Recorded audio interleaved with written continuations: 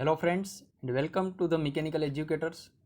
I hope કે તમે અમારી ચેનલ ઉપર દરરોજ વિડીયો જોઈ રહ્યા છો અને જે આ કોરોના વાયરસના કારણે આપણે લોકડાઉન પીરિયડ છે એમાં તમારી સ્ટડીને કોઈ ઇફેક્ટ નથી પડી. તો ચાલો વધારે ડિસ્કશન તેના વિશે ન કરતાં આજના આપણા એન્જિનિયરિંગ મિકેનિક્સ સબ્જેક્ટમાં જે કો પ્લાનર કોનકરન્ટ ફોર્સિસ આ ચેપ્ટર જે આપણે સ્ટાર્ટ કરેલું હતું તેના વિશે ડિસ્કસ કરીએ. સો જે ઓલ્ડ વ્યુઅર્સ હશે તે જાણતા હશે કે કો પ્લાનર કોનકરન્ટ ફોર્સિસ જે આ ચેપ્ટર છે તેનો એક પાર્ટ છે એ ઓલરેડી આપણી ચેનલ ઉપર એન્જિનિયરિંગ મિકેનિક્સના પ્લેલિસ્ટમાં અપલોડ થઈ ચૂક્યો છે અને હવે છે એ આપણે આ ચેપ્ટરને રિઝ્યુમ કરવા જઈ રહ્યા છીએ. સો જોઈએ કે અત્યાર સુધીમાં આપણે શું શું આમાં કવર કરી ચૂક્યા છીએ અને આજે શું જોવાના છીએ. તો જોઈએ આઉટલાઈન.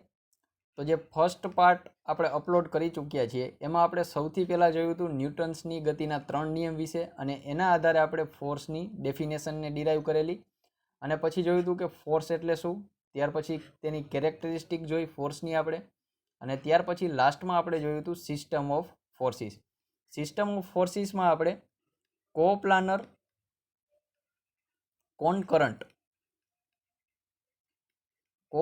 કોનકરન્ટ ફોર્સ એટલે શું એ જોયું. સો હવે આપણે છે એ આ ચેપ્ટર કો પ્લાનર કોનકરન્ટ ફોર્સિસ સ્ટાર્ટ કરી શકીએ છીએ. સો આજે આપણે સૌથી પહેલાં આ ચેપ્ટરમાં ટર્મિનોલોજીસ જોશું. જો આમ જોવા જઈએ તો એન્જિનિયરિંગ મિકેનિક્સમાં ઘણા બધા એવા ટર્મ છે કે જે તમે પહેલી વાર સાંભળો તો તમારે એના વિશે થોડું ઘણું સર્ચ કરવું પડે કારણ કે ડાયરેક્ટલી આપણે ન સમજાય. પરંતુ જો આ ચેપ્ટર પોઈન્ટ ઓફ વ્યૂથી આપણે વાત કરીએ તો આપણી પાસે 3 ટર્મ એવા છે કે જે મારે અત્યારે તમને સમજાવવા જોઈએ. એમાં સૌથી પહેલું છે આપણી પાસે રિજિડ બોડી, ત્યાર પછી છે રિઝલ્ટન્ટ ફોર્સ અને ત્યાર પછી છે ઇક્વિલિબ્રન્ટ ફોર્સ. તો સૌથી પહેલાં આપણે આ 3 ટર્મ વિશે જોઈશું. ત્યાર પછી આપણે 3 પ્રિન્સિપાલ વિશે જોઈશું. એમાં છે સૌથી ફર્સ્ટ છે ફિઝિકલ ઇન્ડિપેન્ડન્સ ઓફ ફોર્સ, ત્યાર પછી છે સુપરપોઝિશન ઓફ ફોર્સ અને ત્યાર પછી છે ટ્રાન્સમિસિબિલિટી ઓફ ફોર્સ. આ 3 પ્રિન્સિપાલ છે એ એન્જિનિયરિંગ મિકેનિક્સના બેઝિક પ્રિન્સિપાલ્સ કહેવામાં આવે છે. સો આને આપણે ડિટેલમાં જોઈશું અને તમારે આમાં છે એ આના સ્ટેટમેન્ટ છે એ ખાસ યાદ રાખવાના છે કારણ કે એ સ્ટેટમેન્ટ છે એ ડાયરેક્ટલી MCQના ફોર્મમાં અથવા તો 1 માર્કના ક્વેશ્ચનમાં ડાયરેક્ટલી પૂછાતા હોય છે. અને ત્યાર પછી આપણે જોશું composition of force. So lecture start કરતાં પહેલાં જો તમે આ ફર્સ્ટ પાર્ટ છે ન જોયો હોય તો એની લિંક નીચે ડિસ્ક્રિપ્શનમાં આપેલી છે અથવા તો તમે અહીં આઈ બટન ઉપર ક્લિક કરી અને તે પાર્ટને જોઈ શકો છો. So let start with terminology. જે નીચે આપણે 3 ટર્મ આપેલા છે એ 3 ટર્મનો એન્જિનિયરિંગ મિકેનિક્સમાં કોઈક ને કોઈક જગ્યાએ વારંવાર ઉપયોગ થતો હોય છે. માટે આપણે સૌથી પહેલાં 3 ટર્મ વિશે જોઈએ જે છે રિજિડ બોડી, રિઝલ્ટન્ટ ફોર્સ અને ઇક્વિલિબ્રન્ટ ફોર્સ અને ત્યાર પછી છે એ આપણે આગળની થિયરીમાં આગળ વધીએ. તો સૌથી પહેલાં આપણે સમજીએ રિજિડ બોડી વિશે. So what is rigid body? તો કે a rigid body may be defined as a body which can retain its shape and size even if subjected to some external force. In actual practice, no body is perfectly rigid, but for the sake of simplicity, we take all bodies as a rigid body. So basically કંઈક એવું કહેવા માંગે છે કે માની લો કે આ રીતે કોઈ એક બોડી હોય અને એના ઉપર તમે કોઈ એક્સટર્નલ ફોર્સ લગાવો છો, તો જો આ એક્સટર્નલ ફોર્સ લગાવ્યા પછી આ બોડી છે એ પોતાનું શેપ અને સાઇઝ, જે મૂળ શેપ અને સાઇઝ હતા એ જાળવી રાખે તો એ બોડીને આપણે શું કહીશું? તો કે રિજિડ બોડી એવું કહીશું. અને એકચ્યુઅલ પ્રેક્ટિસમાં જોઈએ તો કોઈ એવી બોડી નથી કે જે પરફેક્ટલી રિજિડ હોય, પરંતુ સિમ્પ્લિસિટી માટે આપણે શું કરીએ છીએ તો કે જે સોલિડ બોડીઝ હોય છે એને જનરલી આપણે એન્જિનિયરિંગ મિકેનિક્સમાં રિજિડ બોડી તરીકે કન્સિડર કરતા હોય છે. સો ત્યાર પછી જોઈએ આપણે રિઝલ્ટન્ટ ફોર્સ એટલે શું. સો રિઝલ્ટન્ટ ફોર્સ એટલે શું? તો કે if a number of force are acting simultaneously on a particle, it is possible to find out a single force which could replace them, which would produce the same effect as produced by all the given forces, then this single force is called as resultant force. એટલે કે એવું કહેવા માંગે છે કે આ રીતે કોઈ એક બોડી હોય એના ઉપર નંબર ઓફ ફોર્સ એક્ટ કરતા હોય, માની લો કે 3 ફોર્સ લાગે છે 1, 2 and 3, તો આ 3 ફોર્સને હું જો રિમૂવ કરી અને એ બોડી ઉપર એક સિંગલ ફોર્સ એવો મૂકું કે જે આ 3 ફોર્સ લાગે છે એના જેટલી જ ઇફેક્ટ છે એ આ બોડી ઉપર પ્રોડ્યુસ કરી શકે, તો જે આ ફોર્સ આપણે રિપ્લેસ કરેલો છે તો આ ફોર્સને આપણે શું કહીશું? રિઝલ્ટન્ટ ફોર્સ કહીશું. અને આ જે રિઝલ્ટન્ટ ફોર્સ છે એના માટેના જે આ 1, 2 અને 3 ફોર્સ હતા એ આ રિઝલ્ટન્ટ ફોર્સ માટેના શું થશે? તો કે કમ્પોનેન્ટ ફોર્સ થશે. ત્યાર પછી છે ઇક્વિલિબ્રન્ટ ફોર્સ. તો વોટ ઇઝ ઇક્વિલિબ્રન્ટ ફોર્સ? તો to balance the resultant force, a force of same magnitude but of opposite direction is required. This opposite balancing force is called as equilibrant force. Generally તમે બેલેન્સિંગનું જ્યારે chapter ભણતા હશો ટોમમાં, ત્યારે તમને ઇક્વિલિબ્રન્ટ ફોર્સનું નામ સાંભળવા મળશે. શું કામ? કારણ કે જ્યારે તમે કોઈ બોડી ઉપર આ રિઝલ્ટન્ટ ફોર્સ ફાઇન્ડ કરો છો, તો જે રિઝલ્ટન્ટ ફોર્સ મળે છે એ અલ્ટિમેટલી શું કરતું હશે? તો કે બોડી ઉપર છે એ અનવોન્ટેડ ઇફેક્ટને પ્રોડ્યુસ કરતું હશે. બરાબર? કે આપણે જે ઇફેક્ટ જરૂરી નથી એવી ઇફેક્ટને પ્રોડ્યુસ કરતી હશે. સો એને બેલેન્સ કરવા માટે આપણે શું કરવું પડે? તો કે રિઝલ્ટન્ટ ફોર્સની ઇફેક્ટને જો તમારે દૂર કરવી હોય તો એના માટે તમારે એક બેલેન્સિંગ ફોર્સ છે એ બોડી ઉપર એપ્લાય કરવો પડે. અને જે આ બેલેન્સિંગ ફોર્સ તમે એપ્લાય કરશો એ સેમ મેગ્નિટ્યુડનો હશે અને ઓપોઝિટ ડાયરેક્શન હશે. કોના કરતાં? તો કે રિઝલ્ટન્ટ ફોર્સ કરતાં. તો જે આ ફોર્સ આપણે એપ્લાય કર્યો એને આપણે શું કહીશું? તો કે ઇક્વિલિબ્રન્ટ ફોર્સ કહીશું. સો ઇક્વિલિબ્રન્ટ ફોર્સ છે એ equal to the resultant force હશે મેગ્નિટ્યુડમાં, પણ ડાયરેક્શન કેવી હશે બંનેની? તો કે એકબીજાથી અપોઝિટ હશે. અને જે ઇક્વિલિબ્રન્ટ ફોર્સ છે એ act along the line of action of resultant force, એટલે કે જે ઇક્વિલિબ્રન્ટ ફોર્સ છે એ રિઝલ્ટન્ટ ફોર્સની લાઇન ઓફ એક્શન ઉપર જ એક્ટ કરતો હશે. કારણ કે જો લાઇન ઓફ એક્શન ઉપર એક્ટ ન કરતો હોય તો બેલેન્સિંગ થઈ શકે નહીં. ધેટ્સ વાય ઇક્વિલિબ્રન્ટ ફોર્સ છે એ રિઝલ્ટન્ટ ફોર્સની લાઇન ઓફ એક્શન ઉપર લાગવો જરૂરી છે. સો બેઝિકલી આપણે આ 3 ટર્મ વિશે જોયું. હવે આપણે જોઈએ next principle of physical independence of forces. હવે સૌથી પહેલાં આપણે એનું સ્ટેટમેન્ટ જોઈએ. તો કે if a number of force are simultaneously acting on a particle, એટલે કે આ રીતે આપણે આપેલું છે કંઈક કે એક પાર્ટિકલ ઉપર નંબર ઓફ ફોર્સ એક્ટ કરતા હોય તો particle, then the resultant of this force, એટલે કે આ બધા ફોર્સનો જે રિઝલ્ટન્ટ ફોર્સ મળશે will have the same effect as produce by all the forces. એટલે બેઝિકલી જે આપણે રિઝલ્ટન્ટ ફોર્સની ડેફિનેશનમાં જોઈ ગયા એ જ વસ્તુ અહીંયા કહેવા માંગે છે કે જો કોઈ એક પાર્ટિકલ ઉપર નંબર ઓફ ફોર્સ એક્ટ કરતા હોય, 1 2 3 ફોર્સ એક્ટ કરી, તો આના કારણે જે પાર્ટિકલ ઉપર ઇફેક્ટ પ્રોડ્યુસ થશે એ સેમ ઇફેક્ટ છે એ આ 3 ફોર્સનો જે રિઝલ્ટન્ટ ફોર્સ હશે એ આ પાર્ટિકલ ઉપર પ્રોડ્યુસ કરશે. સો બેઝિકલી જે આપણે જોઈ ગયા એ જ કહેવા માંગે છે. આમાં ઓનલી તમારે આ સ્ટેટમેન્ટ છે એ જ યાદ રાખવાનું છે. કારણ કે તમને એ રીતે પૂછાઈ શકે છે કે આ સ્ટેટમેન્ટ આપેલું હોય અને આપણે એવું કહે કે આ નીચેનામાંથી કયા પ્રિન્સિપલ માટેનું આ સ્ટેટમેન્ટ છે, તો અહીંયા તમને એટલું ખ્યાલ હોવું જોઈએ કે ફિઝિકલ ઇન્ડિપેન્ડન્સ ઓફ ફોર્સિસ છે એમાં કંઈક આવું સ્ટેટમેન્ટ આવતું હતું. તો ત્યાર પછી નેક્સ્ટ જોઈએ principle of superposition of force. So સૌથી પહેલાં એનું સ્ટેટમેન્ટ જોઈએ. If two equal opposite and collinear forces are added to or removed from the system of force, there will be no change in the position of body. સો અહીંયા કંઈક એવું કહેવા માંગે છે કે કોઈ એક બોડી ઉપર નંબર ઓફ ફોર્સ જો એક્ટ કરતા હોય તો એ સિસ્ટમ ઓફ ફોર્સમાંથી તમે કોઈ બે ઇક્વલ, ઓપોઝિટ અને કોલિનિયર ફોર્સને એડ કરો અથવા તો રિમૂવ કરો તો એ બોડી હશે એની પોઝિશનમાં કોઈ ચેન્જીસ આવશે નહીં. આને આપણે એક્ઝામ્પલ દ્વારા સમજીએ તો આ રીતે માની લો કે આપણે ટગ ઓફ વોરનું એક્ઝામ્પલ લઈએ છીએ. બરાબર? ટગ ઓફ વોર એટલે આપણે ગુજરાતીમાં એને કહીએ છીએ દોરડા ખેંચ. બરાબર? તો એમાં શું કરતા હોય આપણે? તો કે એક વ્યક્તિ માની લો કે એ નામનો વ્યક્તિ આ બાજુ ઊભો છે, બી નામનો વ્યક્તિ આ બાજુ ઊભો છે, આ વચ્ચે એક આ માર્કર છે. આ બી નામના વ્યક્તિને માર્કરને અહીંયા પહોંચાડવાનું છે અને એ નામના વ્યક્તિને માર્કરને અહીંયા પહોંચાડવાનું છે.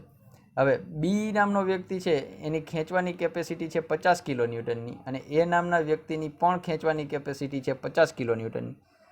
સો હવે આપણે જ્યારે ગેમ સ્ટાર્ટ થશે ત્યારે બંને પોતાની પૂરેપૂરી કેપેસિટીથી પોતાની તરફ ખેંચવાની ટ્રાય કરે તો જે આ માર્કર છે પોઈન્ટ સી, અહીંયા હું કહી દઉં તો આ જે સી પોઈન્ટ છે એ કઈ સાઈડ મૂવ થશે? આ સાઈડ મૂવ થશે કે આ સાઈડ મૂવ થશે? લખો તો ફટાફટ કમેન્ટ બોક્સમાં કઈ સાઈડ મૂવ થશે. સો જો તમે એમ કહેતા હોય કે there will be no change in position of C, તો તમે સાચા છો. કારણ કે 50 કિલો ન્યૂટનથી આ બાજુ ખેંચે છે, 50 કિલો ન્યૂટનથી આ બાજુ ખેંચે છે. સો અલ્ટિમેટલી નેટ ફોર્સ કેટલો થાય? તો કે 0 કિલો ન્યૂટનનો. હવે આવું તમે કેવી રીતના કીધું? તો કે આપણે લોજિક એપ્લાય કર્યું અહીંયા. બરાબર? પણ આ જ વસ્તુ છે એ આ સ્ટેટમેન્ટ ઉપરથી આપણે સાબિત કરી શકીએ. જોઈએ તો ફરીથી તો ફટાફટ હું અહીં ફિગર ડ્રો કરી નાખું. બરાબર? અહીંયા 50 કિલો ન્યૂટન હતું, અહીંયા પણ 50 kilo newton. point A, point B and point C. So first આ બી ફોર્સ હતો એ હતો 50 કિલો ન્યૂટન, ફોર્સ એ હતો એ પણ કેટલો હતો 50 કિલો ન્યૂટન. સો નાવ જોઈએ statement. If two equal force, હવે અહીંયા જો ફોર્સનું મેગ્નિટ્યુડ કેટલું છે 50 કિલો ન્યૂટન અને 50 kilo newton. So first condition satisfied થઈ જાય છે, હા થાય. ત્યાર પછી છે સેકન્ડ કન્ડિશન છે ઓપોઝિટ હોવા જોઈએ. ફોર્સ બંને ઓપોઝિટ છે, એકની ડાયરેક્શન લેફ્ટ હેન્ડ સાઈડ છે, એકની ડાયરેક્શન રાઈટ હેન્ડ સાઈડ છે. સો ફોર્સ ઓપોઝિટ લાગે છે અને ફોર્સ છે એ કેવો હોવો જોઈએ, કોલિનિયર ફોર્સ હોવા જોઈએ. હવે કોલિનિયર ફોર્સ એટલે કેવા, તો આના પહેલાના લેક્ચર છે, આનો પાર્ટ 1 છે, એમાં આપણે જોયું હતું કોલિનિયર ફોર્સ એટલે કેવા ફોર્સ, તો કે જે ફોર્સની લાઇન ઓફ એક્શન સેમ હોય, બરાબર, એ ફોર્સને આપણે શું કહેવાય, કોલિનિયર ફોર્સ કહેવાય. અહીંયા જે આપણે આ દોરડું આપેલું છે એ જ આપણી શું થશે, તો કે લાઇન ઓફ એક્શન થશે ફોર્સની, બરાબર. સો બંને ફોર્સની લાઇન ઓફ એક્શન કેવી છે, સેમ છે. સો જે આ સિસ્ટમ બની ફોર્સની, આને હું બોડીમાં એડ કરું અથવા તો બોડીમાંથી રિમૂવ કરું તો બોડીની પોઝિશનમાં એટલે કે પોઈન્ટ સીની પોઝિશનમાં કોઈ ચેન્જીસ થવાનો નથી. અને હજી એક એક્ઝામ્પલ દ્વારા આપણે સમજીએ તો માની લો કે આ રીતે એક સેકન્ડ એક્ઝામ્પલ હું લઉં છું કે આ રીતે કોઈ એક બોડી આપેલી છે, એમાં આ એક પોઈન્ટ એ પાસે હું 10 કિલો ન્યૂટનનો ફોર્સ લગાવું છું. હવે આ જ બોડી ઉપર હું કોઈ સેકન્ડ પોઈન્ટ બી કન્સિડર કરું છું અને એના ઉપર આ ડાયરેક્શનમાં હું 20 કિલો ન્યૂટનનો ફોર્સ અને આ ડાયરેક્શનમાં પણ હું 20 કિલો ન્યૂટનનો ફોર્સ લગાવું છું. તો હવે મને તમે ફાઇનલી આમાં કહો કે આ બોડીમાં નેટ ઇફેક્ટ શું પ્રોડ્યુસ થશે, નેટ કેટલો ફોર્સ લાગશે, ફટાફટ મને કમેન્ટ બોક્સમાં લખીને જણાવો. સો ચાલો હવે આને સોલ્વ કરીએ. સો બેઝિકલી આમાં થશે એવું કે આ નિયમ પ્રમાણે આપણે જોઈએ, principle of superposition of force પ્રમાણે, તો અહીંયા સૌથી પહેલાં બે ઇક્વલ ફોર્સ આપેલા છે 20 kilo newton and 20 kilo newton. So first condition satisfied થઈ ગઈ, બંને એકબીજાના કેવા છે, ઓપોઝિટમાં લાગે છે. સેકન્ડ કન્ડિશન સેટિસ્ફાઈડ થઈ અને બંને કેવા છે, કોલિનિયર, કારણ કે અહીં લાઇન ઓફ એક્શન જોઈએ તો બંનેની એક જ છે. સો આ સિસ્ટમ જે ફોર્સની બની, આને હું બોડીમાં એડ કરું અથવા તો આને રિમૂવ કરું તો બોડીને કોઈ ફરક પડતો નથી. સો આને આપણે રિમૂવ કરી દઈ તો અલ્ટિમેટલી છેલ્લે આપણી પાસે શું વધશે, તો કે આ સાઈડ 10 કિલો ન્યૂટનનો ફોર્સ વધશે. સો અહીંયા નેટ ઇફેક્ટ કેટલી આવશે, તો કે 10 કિલો ન્યૂટન રાઇટ હેન્ડ સાઈડનો જે ફોર્સ લાગતો હતો એની ઇફેક્ટ જ આપણે મળશે. સો આ જોયું આપણે principal of superposition of force વિશે. સો આને આપણે ટૂંકમાં જોઈએ તો જે ફોર્સ હોય કોલિનિયર ફોર્સ, એમાં જો ડાયરેક્શન સેમ હોય, બરાબર, તો જે ફોર્સ આપેલા હશે એનું સરવાળો થશે એટલે કે સમેશન થશે. અને જો ફોર્સની ડાયરેક્શન છે એ એકબીજાને ઓપોઝિટ હોય તો શું થશે, તો કે સબટ્રેક્શન થશે એટલે કે બાદબાકી થશે. સો આ હતું principle of superposition of force માટે. સો હવે આપણે જોઈએ principle of transmissibility of forces વિશે. સૌથી પહેલાં એનું સ્ટેટમેન્ટ જોઈએ કે if a force act at any point on a rigid body, it may be also considered to act at any other point on its line of action, provided the point is rigidly connected with body. એટલે કે શું કહેવા માંગે છે, તો કે જો કોઈ રિજિડ બોડી ઉપરના કોઈ એક પોઈન્ટ ઉપર કોઈ ફોર્સ એક્ટ કરતો હોય તો આ ફોર્સને તમે એ ફોર્સની લાઇન ઓફ એક્શન ઉપરના કોઈ પણ પોઈન્ટ ઉપર ટ્રાન્સફર કરી શકો. બોડી ઉપર જે ફોર્સના કારણે ઇફેક્ટ પ્રોડ્યુસ થવાની છે એમાં કોઈ ચેન્જીસ નહીં આવે, પરંતુ અહીંયા એક કન્ડિશન આપણી પાસે એ હતી કે જે પોઈન્ટ આપણે કન્સિડર કરીએ છીએ એ પોઈન્ટ છે એ રિજિડલી કનેક્ટેડ હોવો જોઈએ. જો આ સ્ટેટમેન્ટને આપણે એક્ઝામ્પલ દ્વારા સમજીએ તો માની લો કે આ એક કોઈ બોડી છે, એના ઉપર હું અહીંયા 10 ન્યૂટનનો ફોર્સ પોઈન્ટ એ ઉપર લગાવું છું, બરાબર, અને માની લે કે આ બોડીનું માસ છે એ 1 kg જેટલું છે. સો અકોર્ડિંગ ટુ ન્યૂટન સેકન્ડ લો આ બોડી ઉપર શું ઇફેક્ટ પ્રોડ્યુસ થશે, તો F ઇઝ ઇક્વલ ટુ એમ એ ઉપરથી આપણે જોઈએ તો ફોર્સ 10 ન્યૂટનનો છે, બરાબર, માસ છે આનું 1 kg ઇન્ટુ એક્સેલરેશન એ. સો એક્સેલરેશનની વેલ્યુ આપણે મળશે 10 મીટર પર સેકન્ડ સ્ક્વેર જેટલી. હવે આ જે પોઈન્ટ એ કન્સિડર કર્યો હતો એ જ પોઈન્ટને આ ફોર્સને હવે આપણે એની લાઇન ઓફ એક્શન ઉપર મૂવ કરાવીએ અને અહીંયા સેકન્ડ પોઈન્ટ કન્સિડર કરીએ પોઈન્ટ બી, તો આ ફોર્સને હું જો પોઈન્ટ એ થી પોઈન્ટ બી પાસે મૂવ કરાવું તો શું ચેન્જ થાય છે જોઈએ આપણે. તો આ ફોર્સને આપણે અહીંયાથી અહીંયા મૂવ કરાવ્યો અને આની વેલ્યુ પણ સેમ આપણે રાખી 10 ન્યૂટન. અહીંયા તો 1 kg બોડીનું માસ હતું એ સેમ રહેશે. સો અહીંયા હવે આપણે વેલ્યુ મૂકીએ F ઇઝ ઇક્વલ ટુ એમ એમાં, તો ફોર્સની વેલ્યુ સેમ 10 ન્યૂટન હતી, માસ છે 1 kg into acceleration A, so acceleration is equal to આપણે શું મળશે 10 મીટર પર second square. So first case અને સેકન્ડ કેસ બંનેમાં આપણે જોઈએ તો એક્સેલરેશનની વેલ્યુ સેમ મળે છે. એટલે કે જો તમે આ ફોર્સને એની લાઇન ઓફ એક્શન ઉપર કોઈ પણ જગ્યાએ ટ્રાન્સફર કરો તો જે બોડી ઉપર ઇફેક્ટ પ્રોડ્યુસ કરશે આ ફોર્સ એમાં કોઈ ચેન્જ નહીં આવે.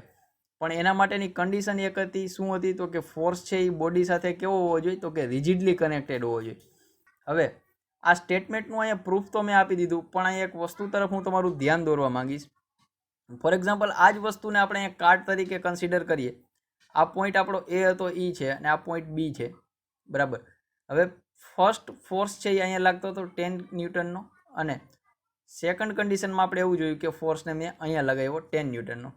ફોર એક્ઝામ્પલ તરીકે એક વ્યક્તિ છે એ આ ફોર્સને લગાવે છે અને એક બીજો વ્યક્તિ છે એ આ ફોર્સને લગાવે છે, બરાબર. તો બંને કેસમાં આપણે જોઈએ આ વ્યક્તિના કારણે જે આ ફોર્સ લાગશે એના કારણે શું થશે? તો કે આ કાર્ડ છે એ આ સાઈડ મૂવ થવાની છે. સિમિલરલી આ વ્યક્તિ જ્યારે આ ફોર્સ લગાવશે બી પોઈન્ટથી તો આ કાર્ડ છે એ આ ડાયરેક્શનમાં મૂવ થવાની છે. બંનેમાં ઇફેક્ટ છે એ સેમ પ્રોડ્યુસ થવાની છે. પણ અહીંયા જો તમે ફોર્સનું નેચર જુઓ તો આ વ્યક્તિ છે એ કાર્ટને ધક્કો મારતો હશે, એટલે કે પુશ ટાઈપનો ફોર્સ લગાવતો હશે, જ્યારે આ વ્યક્તિ છે એ કાર્ટને અહીંથી ખેંચતો હશે, એટલે કે પુલ ટાઈપનો ફોર્સ લગાવતો હશે. એટલે ફોર્સને એની લાઇન ઓફ એક્શન ઉપર ટ્રાન્સફર કરવાથી શું થશે? તો કે એના ફોર્સના નેચરમાં ચેન્જ આવશે, પરંતુ જે બોડી હતી એના ઉપરની જો તમારે ઇફેક્ટની કેલ્ક્યુલેશન કરવી હોય તો એ ઇફેક્ટ છે એમાં તમને કોઈ ફેરફાર જોવા મળશે નહીં.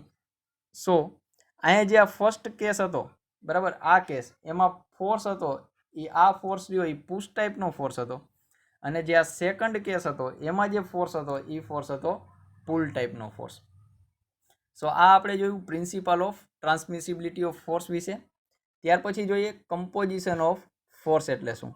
સો what is composition of force? તો the reduction of a given system of force to the simplest system that will be its equivalent is called composition of force. In other words, the process of finding out the resultant force of a number of given forces is called composition of force. એટલે સરળ ભાષામાં જો આને સમજીએ આપણે તો resultant ફોર્સને find કરવાની જે મેથડ છે એને શું કહેવાય? કમ્પોઝિશન ઓફ ફોર્સ કહેવાય. તમારા ફર્સ્ટ અને સેકન્ડ બંને સ્ટેટમેન્ટ છે એ યાદ રાખવાના છે, કારણ કે આમાંથી કોઈ પણ સ્ટેટમેન્ટ તમને આપી અને પૂછી શકે છે કે આ સ્ટેટમેન્ટ છે એ કોના માટેનું છે, તો ત્યારે તમને એટલું યાદ હોવું જોઈએ કે આ કમ્પોઝિશન ઓફ ફોર્સ માટેનું સ્ટેટમેન્ટ છે. હવે કમ્પોઝિશન ઓફ ફોર્સ છે એની બેઝિકલી બે મેથડ છે, એક છે એનાલિટિકલ અને સેકન્ડ વન છે ગ્રાફિકલ. સો એનાલિટિકલ એટલે કેવી મેથડ કે જેમાં આપણે જો મેથેમેટિકલ ઇક્વેશનનો ઉપયોગ કરી અને ફોર્સની વેલ્યુને ફાઇન્ડ કરીએ તો એને કહેવાય એનાલિટિકલ મેથડ. અને ગ્રાફિકલ મેથડ એટલે શું? તો કે ગ્રાફનો ઉપયોગ કરી અને જો રિઝલ્ટન્ટ ફોર્સની વેલ્યુ ફાઇન્ડ કરીએ તો એને કહેવાય ગ્રાફિકલ મેથડ. સો જે એનાલિટિકલ મેથડ છે એમાં આપણી પાસે ત્રણ મેથડ છે. એમાં સૌથી પહેલી છે પેરેલેલોગ્રામ લો ઓફ ફોર્સ, ત્યાર પછી છે લામીસ થિયરમ અને થર્ડ વન છે રિઝોલ્યુશન ઓફ ફોર્સ. અને ગ્રાફિકલ મેથડમાં આપણી પાસે બે પ્રકાર છે, ટ્રાયેંગલ લો ઓફ ફોર્સ અને પોલિગોન લો ઓફ ફોર્સ. તો હવે પછીના નેક્સ્ટ લેક્ચરમાં આપણે સૌથી પહેલાં પેરેલેલોગ્રામ લો ઓફ ફોર્સથી આપણે સ્ટાર્ટ કરીશું. પણ એના પહેલાંનો જે લેક્ચર આવશે એમાં આપણે જે ફર્સ્ટ 2 લેક્ચર આપણા અપલોડ થઈ ચૂક્યા છે તેના MCQs વિશે ડિસ્કસ કરીશું અને ત્યાર પછી છે એ પેરેલેલોગ્રામ લો ઓફ ફોર્સ વિશે સમજીશું. તો આજ માટે આટલું રાખીએ, મળીએ નેક્સ્ટ વિડીયોમાં વધુ ઇન્ટરેસ્ટિંગ ટોપિક સાથે. ત્યાં સુધી અમારા વિડીયોઝને લાઇક કરો, તમારા મિત્રોમાં શેર કરો અને અમારી ચેનલને સબસ્ક્રાઈબ કરો. Thank you for watching this video. Thank you very much.